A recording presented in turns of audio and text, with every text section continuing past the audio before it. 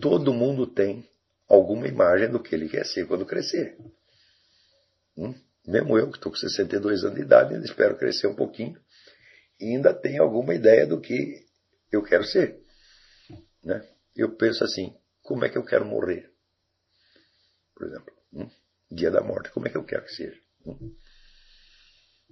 Do que eu quero estar pensando? Né? O que eu vou comer naquele dia? Né? E assim por diante. Né? Então, é um exercício de tipo necrológico. Todo mundo tem isto. Quando chega na hora de você dizer isto, você diz outra coisa. Por quê? Porque você vai usar esquemas e estereótipos que estão presentes na linguagem comum, na linguagem do jornalismo, etc, etc. Que não vão dizer exatamente o que você quer ser.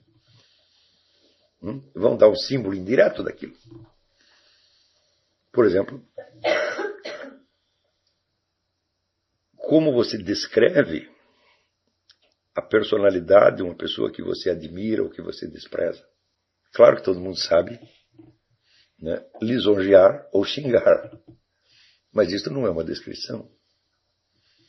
O que você vai ver, então, é que a experiência que você teve dessas pessoas é enormemente mais rica, mais complexa do que você está conseguindo simbolizar em palavras.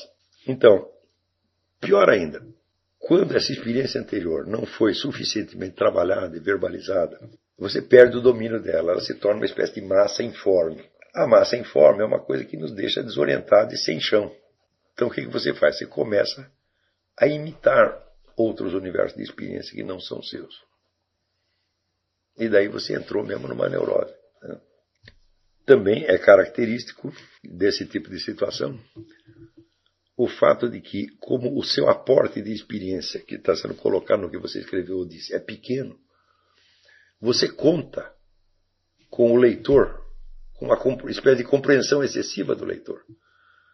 Você conta que ele vai complementar tudo. E que ele magicamente vai complementar do jeito que você quer. Eu digo, mas se aquilo que você está dizendo não corresponde nem mesmo à sua experiência, como é que você pode esperar que corresponda à experiência de um outro? Então aí vira um tiroteio no escuro. Né? Você não sabe o que está falando e o outro também não entende o que está dizendo. E note bem, se você pegar, por exemplo, no Orkut, em outras comunidades, lista de discussões, você praticamente só vê isto. Então, e eu não estou falando de pessoas burras, estou falando de pessoas que são até talentosas, altamente trabalháveis. Essa discussão que surgiu em torno do meu artigo sobre o liberalismo é uma coisa fantástica. Quando eu disse lá, por exemplo, que eu estava tentando explicar a distinção entre um princípio e uma regra derivada.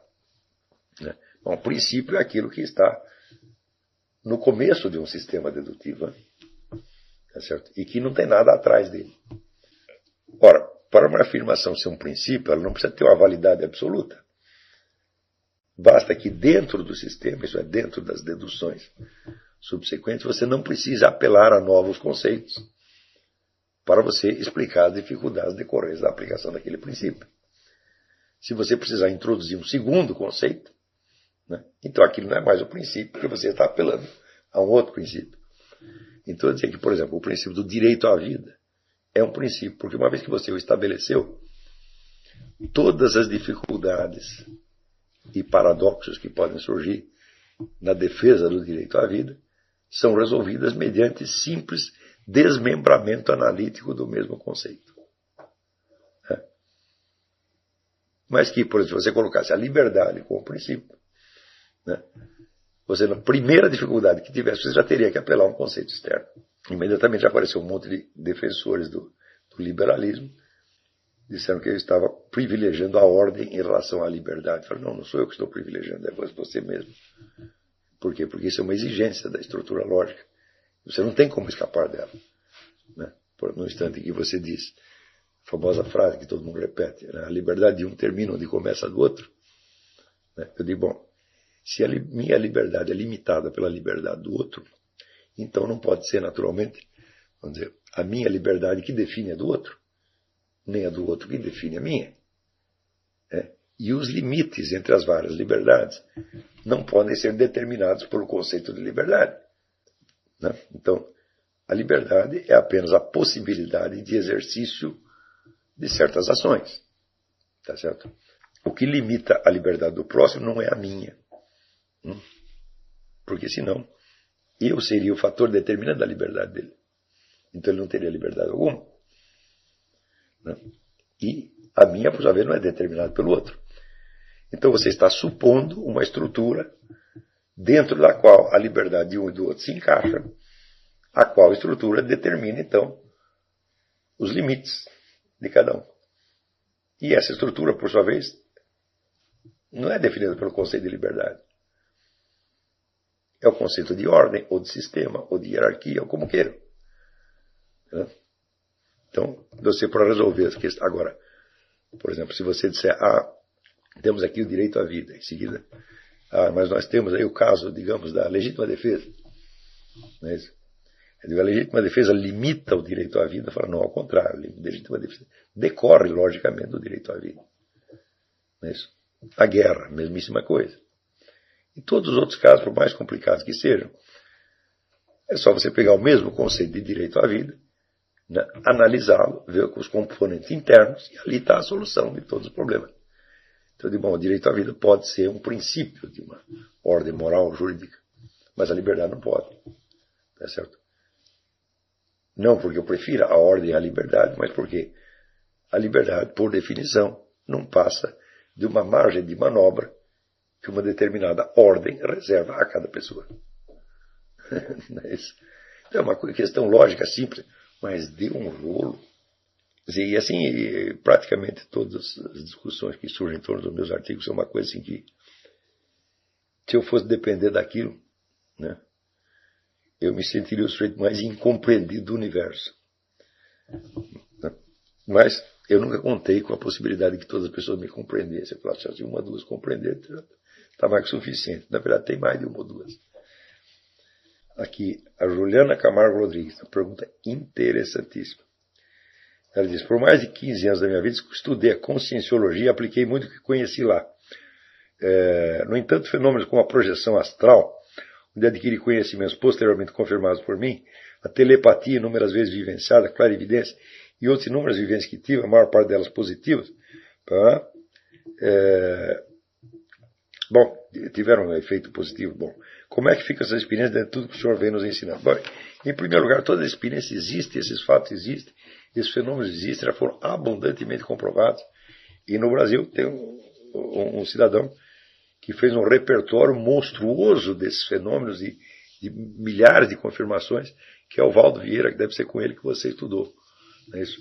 Eu acho um trabalho altamente meritório da parte dele, porém, a grande vantagem que você obtém com esse estudo é que você percebe que a consciência humana, de fato, não está limitada a espaço e tempo. Ela penetra além disso. Quer dizer, não tem uma liberdade absoluta fora de espaço e tempo, mas ela tem certas incursões em terreno que transcendem o espaço e tempo.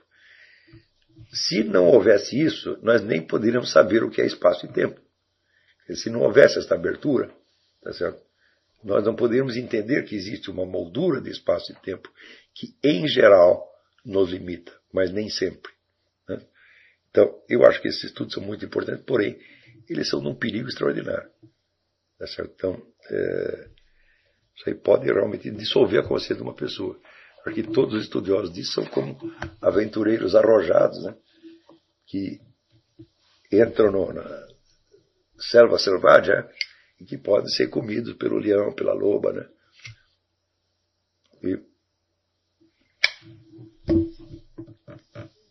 De modo que, ao mesmo tempo, há um grande mérito em quem se dedica a esse estudo. E há também uma advertência, vão com cuidado, tá certo?